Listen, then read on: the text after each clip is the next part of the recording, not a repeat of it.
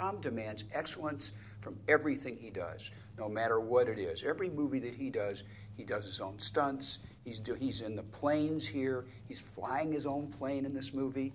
So I think that's really exciting for an audience to see an actor who's so committed to his craft and works so hard at it. It's no accident he's one of the biggest movie stars in the world, if not the biggest. And there's a reason his movies do so well, because he puts so much time and energy and commitment into it. It's real deja vu for me to come back and make this movie with an iconic actor. And just, we had such a great time the first time. But the difference the first time is we didn't know what we were making. We had no clue. We knew we were making a good movie. But this movie took off all around the world. I mean, Tom tells stories where he's in Africa in the jungles, and kids will walk up to him and say, Maverick, Maverick. So this is all exciting stuff to come back and be Maverick again at a different phase in his life and actually be a teacher working with these young pilots. It's a character piece, it really is. It talks about what individual in the military who's an aviator has to deal with in his life, the toll it takes on him, the kind of excellence they have to deal with the physical, the mental strains, and everything else that a pilot goes through. You have to really take your hat off to these young men and women who actually climb in these planes and protect our country. What's so exciting about it, we have their best pilots working with us. We have the real Top Gun pilots. They've all been in combat. They're just fantastic individuals, and you have no idea what you go through before a flight.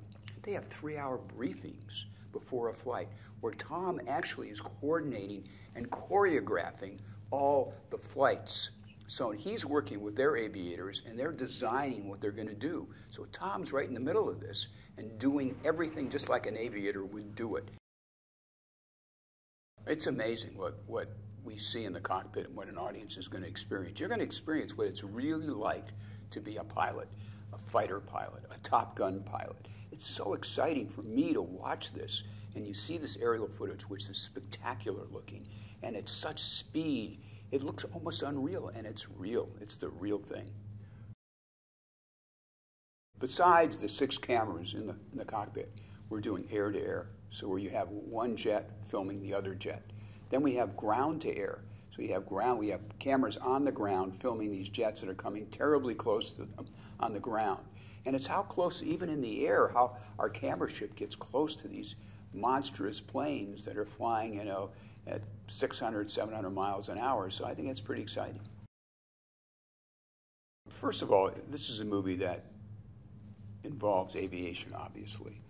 But aviation film like this has never been done, and chances are will never be done again. That's how accurate everything is that we do in the air, on the ground, about these pilots, about their lives.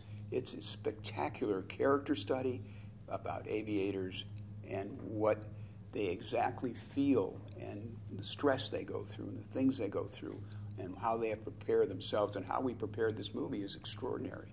I don't know if anybody will be able to do this again. Joe Kosinski, our director, what we went through to find a director to do this. And Joe had worked with Tom in the past, and Tom knew what an excellent director he was, how he's into the details. He's a techno whiz with everything. He's about character and story, and he's got this fantastic eye. I've been wanting to work with Joe for many years after I saw his first movie, how talented he is. And, Tom picked up on that. And really, Joe had the makings of the idea that became the movie. I mean, he pitched the movie he saw in his head to Tom. Tom said, that's what I want to do. Claudio is our cinematographer, and just to mount those cameras, the technology, the things he had to figure out, the right kind of cameras, and work with the various different camera companies to make sure he got the right ones, and to make sure they're working every time you go up there. It's a lot of money. They better be working. He did a great job. He's got a great vision, a great eye. He's a master cinematographer. Well, I think Maverick carries on the legacy. Tom Cruise carries on the legacy. He's such a terrific actor and individual, and he works so hard, and he cares so much about the process, and he's involved in every aspect of it. He just doesn't show up on the set and say, remember his lines and go to work. He works tireless hours on the weekends, rehearsing, going over the script, bringing the cast in, making sure everybody's able to fly, we have ways where the actors actually start learning how to fly to take these G-forces, and he starts them in a prop plane, then he puts them in a jet, and then we put them in an F-18. So by the time they have the F-18, their body's getting used to handling these G-forces, which these pilots take years to do. Everybody has to go through a training for ejection, so it's quite a process to be an actor in this movie. Tom's an aviator. He's an excellent aviator, and he loves flying, absolutely loves it. He has his own plane, and he just, anytime he has free time, he's up in the air somewhere. So his love of flying will certainly come through in Top Gun, and it's certainly embraced by all the actors because that's what he talks about when he's around them.